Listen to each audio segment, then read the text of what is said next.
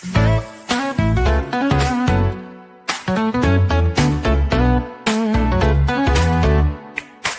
65 class planes, we're singing fly. Secure 65 health plans, where seniors thrive.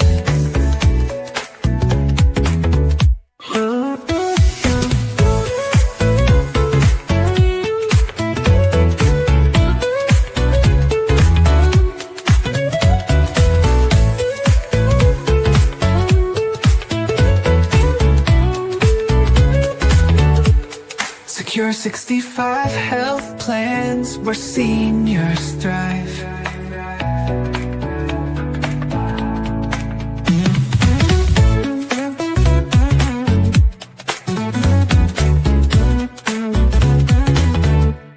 Secure 65 health plans, where senior thrive. Secure 65 health plans, where seniors thrive.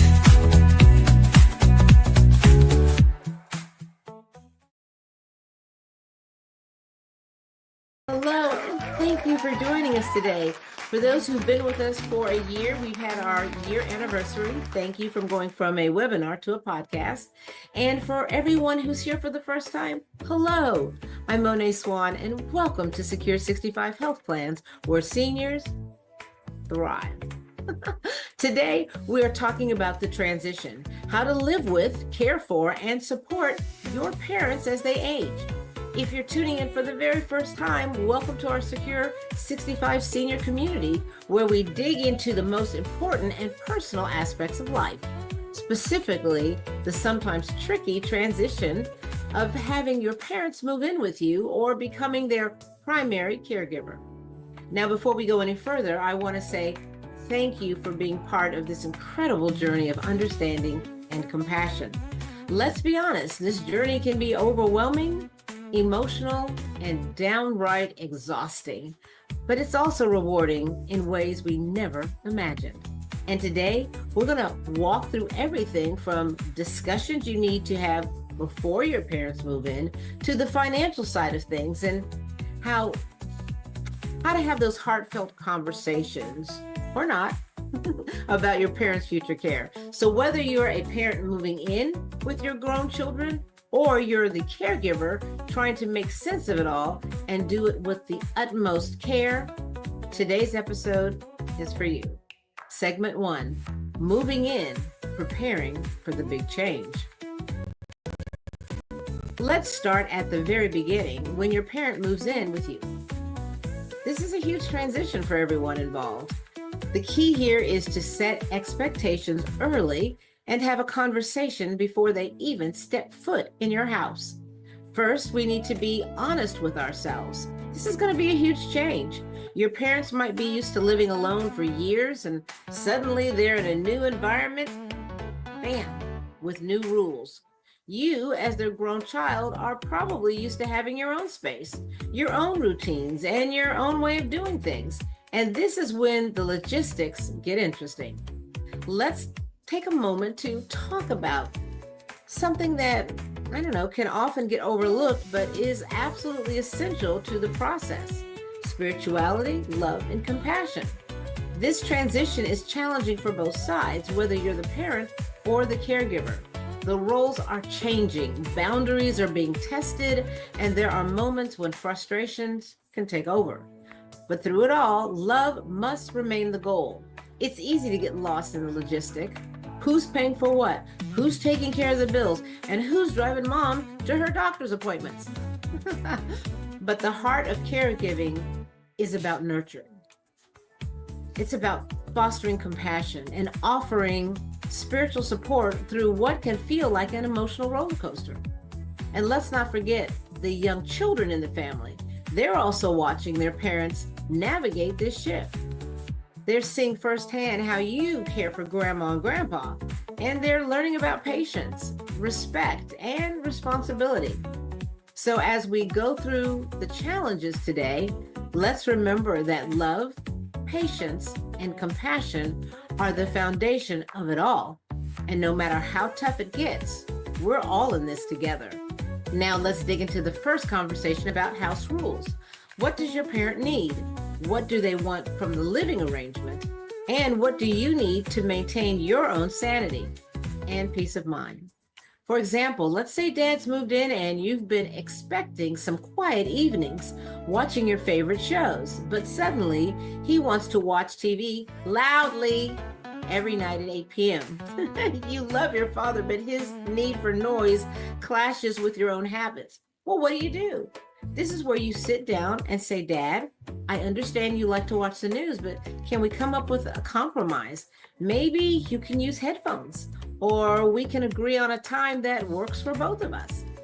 You'll need these types of open and compassionate conversations from the get-go, so everyone's feelings and needs are acknowledged. Segment 2, creating space, sharing lives, and respecting boundaries. Okay, now that your parents has moved in, we need to talk about the practicality of sharing a space.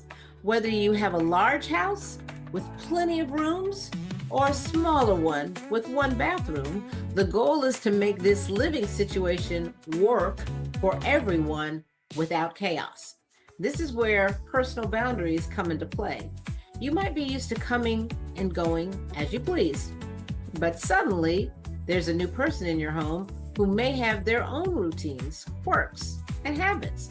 Maybe your dad still wants to go out for coffee with his friends 3 times a week, or maybe mom is used to cooking a full dinner every evening. These are moments of potential conflicts if you don't set clear boundaries. Let's use an example. Mom loves cooking, but she doesn't like anyone getting in her way when she's in the kitchen. You're juggling your job, your kids, and the last thing you want to do is spend 2 hours making a meal with her. But she wants to help and feels a sense of purpose when she's in the kitchen. So what do? This is where communication and compromise come in. You could say, Mom, I love that you want to help, but I also need some space to get my work done. How about we set a schedule where you can cook on certain days and I'll pitch in on the others? The key here is finding a balance that doesn't make anyone feel ignored or disrespected. Segment 3, communication, breaking it down. How to talk about health, medication, and doctor's visits. Here comes the heavy stuff, health. Well, we all know that as we get older, things change, and sometimes health issues become part of the routine in ways we never anticipated. So let's talk about how to have the hard conversations about things like medications, doctor's visits, and even mental health issues like Alzheimer's or dementia. Imagine this, you walk into your parents' room and they're confused. They don't know where they put their glasses, or they forget which medications they need to take, or if they've taken them. This can be incredibly frustrating for both you and your parent. In these situations, it's important to approach with patience. Don't snap at them because they can't remember something. Instead, say something like, I know it's frustrating, Mom, but I'm here to help. Let's double check your pill box together and make sure everything is where it needs to be. Now, if we're talking about mental health, such as dementia or Alzheimer's, it's even more critical to have these conversations early. You might notice signs of forgetfulness or confusion, but you can't wait until it's too late to talk about it. Maybe it's time to say, Dad, I'm noticing some things with your memory. I want to make sure you're safe and healthy. So let's talk about seeing a doctor to understand what's really going on. These conversations can be emotionally tough, but they're absolutely necessary to ensure your parents' well-being. Segment 4, financial talk, how to handle money, bills, and future planning. All right, let's talk about the money side of things. We all know that when you start caring for your parents, well, the financial burden can be a significant part of the equation.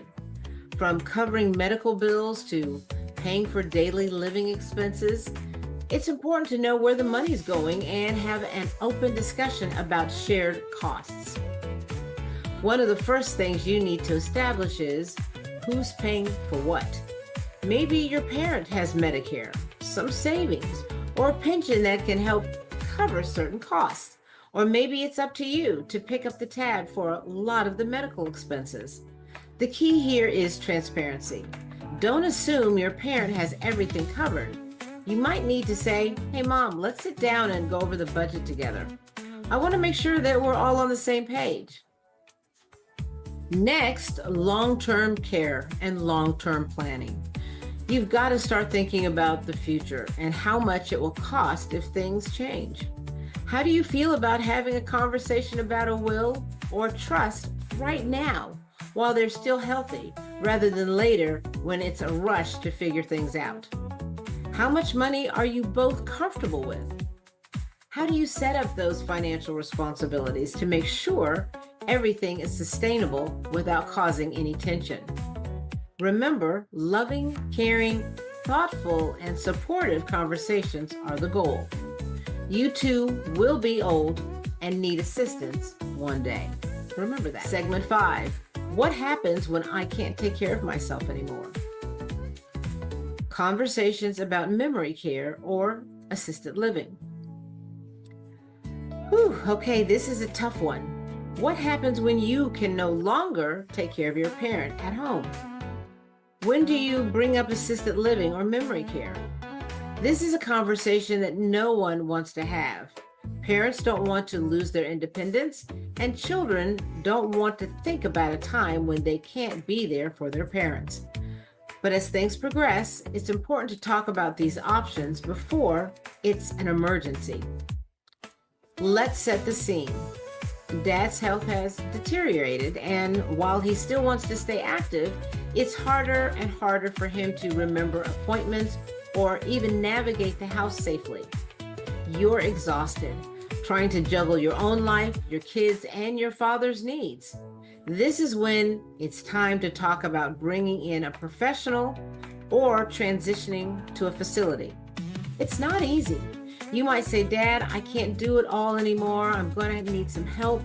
And we may need to think about moving you into a place that can give you the care you deserve. The key here is to show love and compassion in the conversation. Don't make it feel like it's a decision that's being forced on them. Instead, emphasize that you're doing this because you want them to be safe, well cared for, and comfortable. Segment 6, maintaining the relationship through it all to the end. The most important part of this entire process is remembering the love that binds you. Yes, it's hard to juggle everything, but never forget that your parents were once there for you, and now it's your turn. You're not just managing their health and finances, you're preserving a relationship that has deep roots. So how do we support each other through this transition? Well, it starts with understanding that this is a new environment for everyone involved. Your parents have never lived with their grown children before. You've never cared for your parents like this before, and it's going to require patience, grace, and sometimes a lot of deep breaths. The best way to maintain the relationship is through open communication. Talk regularly. Ask your parents what they need and share what you need. Set aside time for yourselves. Whether it's a dinner out, a chat over coffee, or just a walk, life doesn't stop for caregiving, and your relationship shouldn't either. Now let's talk about something that can make things even trickier when you've got more than one family involved. This isn't just about the immediate family anymore. It's about kids from previous marriages, step siblings, and sometimes even ex-spouses.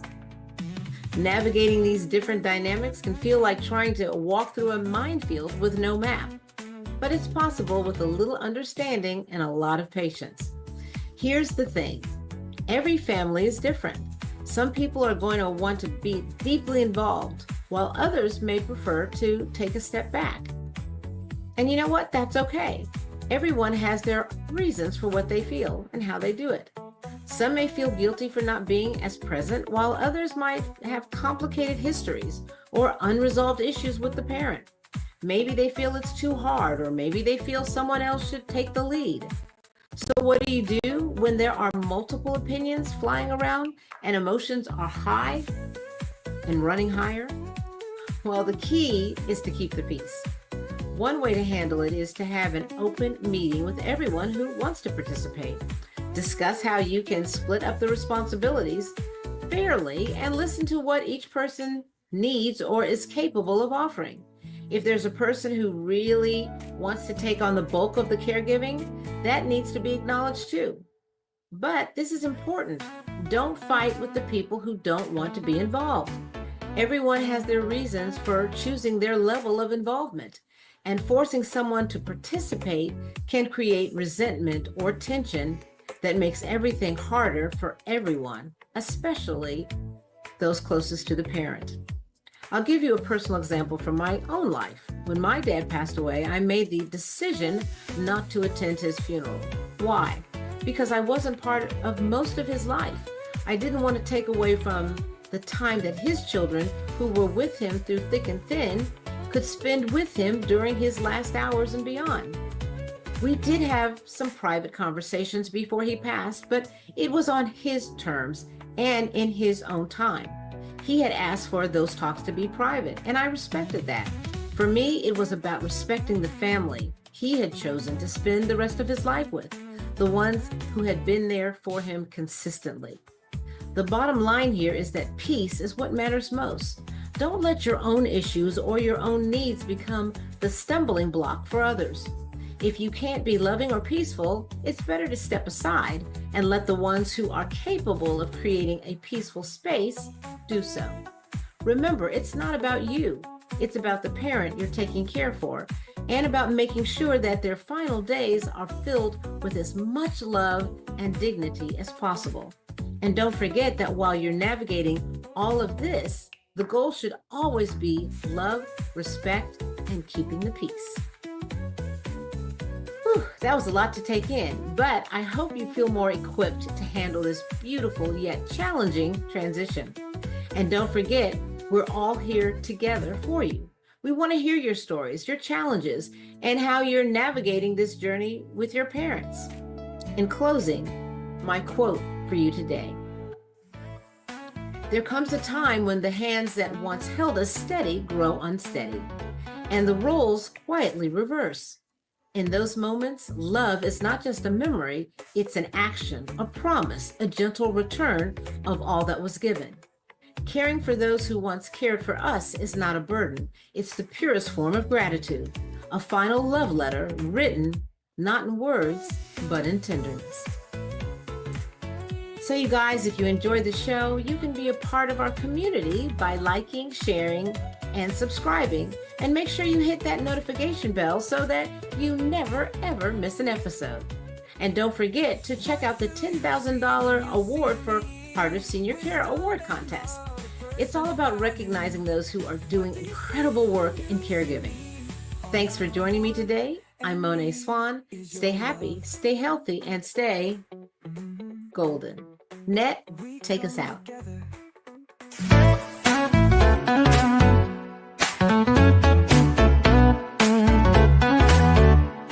Secure 60 fast class planes, or singing fly. Secure 65 health plans where seniors thrive.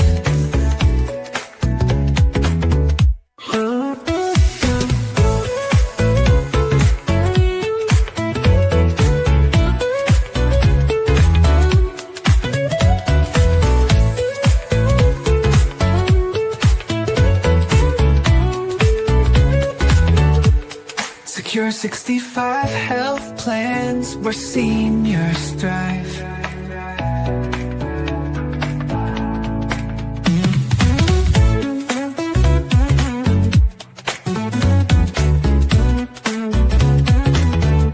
Secure 65